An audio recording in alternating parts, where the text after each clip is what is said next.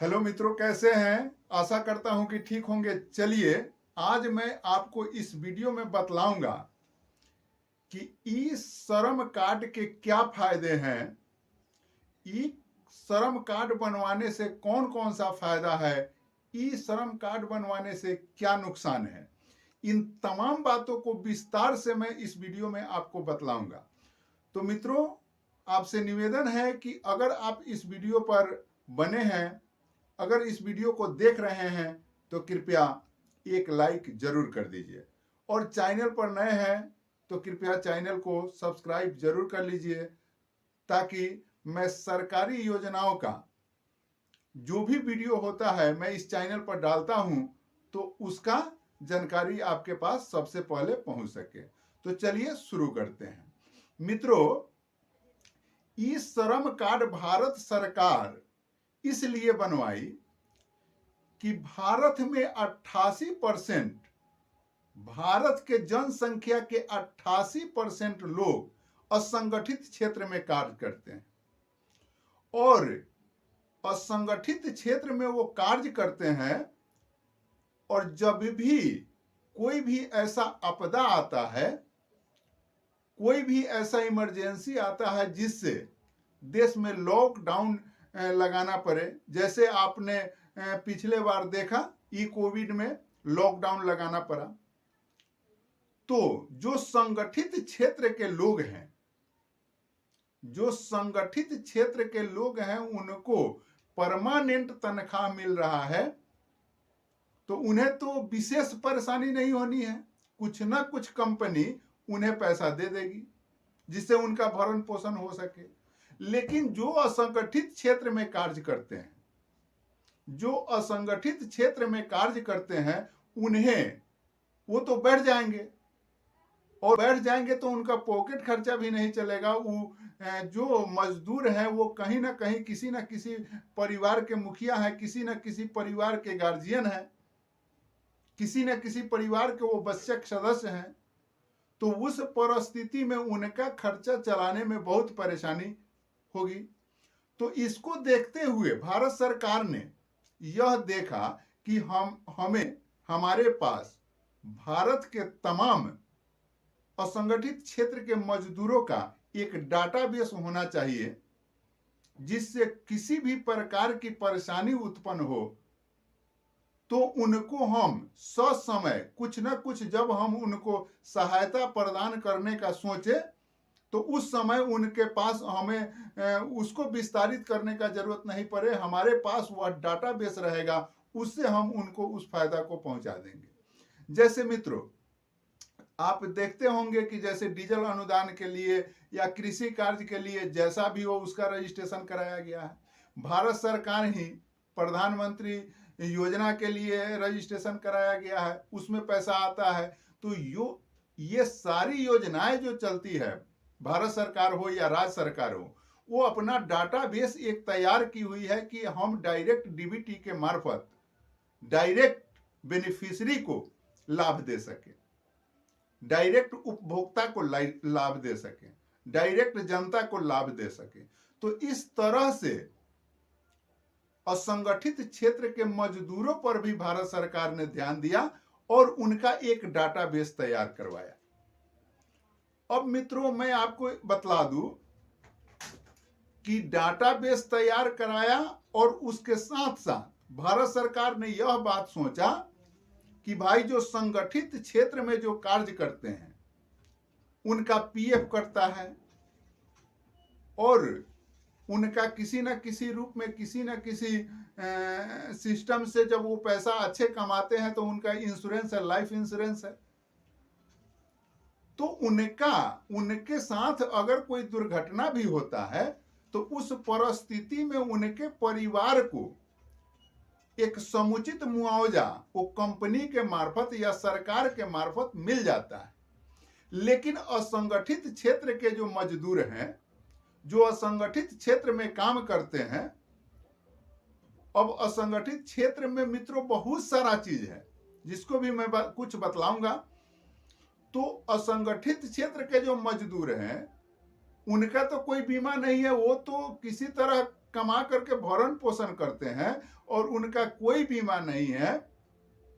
और उनके साथ अगर भगवान न करे कि किसी के साथ दुर्घटना हो और उनके साथ अगर दुर्घटना घटित होता है तो उस परिस्थिति में उन्हें कुछ नहीं मिल पाता है और उनका परिवार जो है एक बैग रोड पर चला आता है। अगर किसी घर का गार्जियन, किसी घर का वयस्क का मृत्यु हो जाता है और उसके परिवारजन जो एक व्यक्ति के कमाई पर निर्भर था, अब उसका जीविका कैसे चलेगा? वर्तमान समय में आगे जो भी सोचे, आगे कुछ ना कुछ तो सोचेगा आदमी, लेकिन वर्तमान समय में जीविका कैसे चलेगा इसका भी ध्यान भारत सरकार ने किया और यह सरकार का बहुत बड़ा पहल कहा जा सकता है मित्रों। इसका भी ध्यान भारत सरकार ने किया और इसी ध्यान के तहत असंगठित क्षेत्र के मजदूरों का भी 2 लाख रुपए का इंश्योरेंस करवा दिया। इतना ही नहीं मित्रों, अब जो है भारत सरकार यह देखी कि भाई असंगठित क्षेत्र के मजदूर हैं, अगर इनके साथ कोई दुर्घटना घटित हो जाता है उसमें ये विकलांगता के पोजीशन में चले जाते हैं, तो विकलांगता के पोजीशन में भी चले जाते हैं तो वर्तमान समय में आगे उनका परिवार जिस तरह से भी एडजस्ट करेंगे, लेकिन वर्तमान समय में उनका जीविका कैसे चल पाएगा, वर्तमान समय में वो खड़ा कैसे हो पाएंगे, उसके लिए विकलांग के लिए भी 1 लाख का जो है इंश्योरेंस भारत सरकार ने करवा दिया है असंगठित क्षेत्र के मजदूरों को, इस श्रम कार्ड वाले को, श्रम कार्ड वाले को। तो मित्रों, यह भारत सरकार का बहुत बड़ा पहल है कि आपका चिंता, आपके भविष्य निधि का चिंता, आप असंगठित क्षेत्र के मजदूर काम करने में व्यस्त रहते हैं और वो भविष्य का चिंता नहीं कर पाते हैं, वो अपने पीछे कौन कौन व्यक्ति हैं उस चीज के वर्तमान को देखते हैं, लेकिन वो ये सोच नहीं पाते हैं कि हमारे नहीं रहने के बाद ये कैसे खड़ा होंगे। तो इसका चिंता कारण कि उस तरह से उनका कमाई ही नहीं है, वो लेबर हैं और वो अगर चिंतन करते भी हैं तो उसमें वो सक्षम नहीं है, उस इंश्योरेंस को चलाने में वो सक्षम नहीं हो पाते हैं। तो इसलिए इस चीज का भारत सरकार ने चिंतन किया और तमाम इस श्रम कार्ड वाले को इंश्योरेंस देने का काम भारत सरकार ने इस श्रम कार्ड के मार्फत किया। अब मित्रों, किसी भी प्रकार का भारत में जैसा भी योजना अगर लॉन्च करता है तो उसमें भारत सरकार का यह दृष्टिकोण है कि किसी भी प्रकार का योजना अगर लॉन्च करता है तो योजना का मुख्य फोकस यही होता है कि हम गरीब व्यक्तियों के पास उसका फायदा पहुंचा सके। तो उसके लिए भी अगर भारत सरकार के पास डाटाबेस है, अगर आप ई श्रम कार्ड बनवाए हैं और भारत सरकार के पास उसका डाटाबेस है और भारत सरकार चाहती है कि आपको पैसा दे दे, तो पैसा कैसे देगा? तो डाटाबेस है तो सरकार उस डाटाबेस के अनुसार वो आपको पैसा दे देगा। मित्रों, मैं बतला दूं कि एक बार राजीव गांधी जी ने यह एक बयान दिया था कि मैं दिल्ली से 100 रुपया भेजता हूं तो वह पब्लिक के पास, उपभोक्ता के पास पहुंचते पहुंचते 1 रुपया हो जाता है। उन्होंने उस समय बयान दिया था। तो अब परिस्थिति है कि इसको भारत सरकार ने, वर्तमान भारत सरकार ने देखा और यह इंटरनेट का युग है, तो भारत सरकार ने देखा कि भाई पैसा का बंडर बाट ना हो, पैसा जिसका है उसका चिंतन भारत सरकार ने किया और जिसका पैसा है उसके पास कैसे पहुंचे,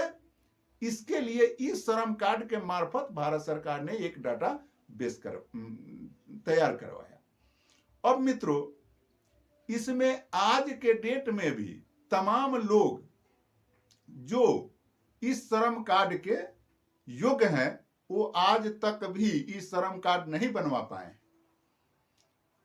इसमें बहुत सारा तमाम क्षेत्र है, जितना असंगठित क्षेत्र है वो तमाम कबाड़ के दुकान में काम करने वाले, सैलून के दुकान में काम करने वाले, ब्यूटी पार्लर में काम करने वाले, चाय के दुकान में काम करने वाले, किसी ठेकेदार के पास काम करने वाले, प्लांट में काम करने वाले, प्लम्बर का काम करने वाले, ये तमाम जो भी जितना काम है जो असंगठित क्षेत्र का है, जिसमें परमानेंट सैलरी नहीं मिलती है, परमानेंट काम नहीं मिलता है, जिसका पीएफ नहीं करता है, और वैसे क्षेत्र में जो काम करते हैं वो तमाम क्षेत्र असंगठित है। और ये तमाम असंगठित क्षेत्र वाले लोगों को इजली सरकार के पोर्टल पर अपना नाम दर्ज करा लेना चाहिए। मित्रों, यह पूरे भारत का योजना है। और आपका एक यह ई श्रम कार्ड, यह जिस तरह से आपका आधार कार्ड, जिस तरह से आपका आई कार्ड वैलिड है, आपके पास वोटर कार्ड है, तो उस वोटर कार्ड से आप बिहार में अपना परिचय करा लेते हैं, आधार कार्ड है उससे परिचय होता है। तो इस तरह से श्रम कार्ड भी पूरे भारत के लिए, पूरे भारत में एक पहचान का प्रमाण है ई श्रम कार्ड। ये श्रम कार्ड आपके तमाम चीजों का जांच करके, आपके आधार कार्ड का, आपके मोबाइल नंबर का, आपके बैंक पासबुक का, आपके शैक्षिक योग्यता का,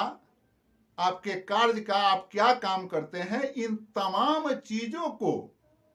उसमें संग्रहित करके और तब ई श्रम कार्ड बनता है। तो इस तरह से ये एक प्रमाण हुआ। आप कहीं भी काम करने जाते हैं, आप दिल्ली चले गए, कलकत्ता चले गए, बंगाल चले गए, और वहां मकान मालिक यह बात बुझते थे पहले, उसमें यह था कि यह आदमी ठीक ठाक है कि नहीं, यह आदमी कैसा है, इसका प्रमाण क्या है।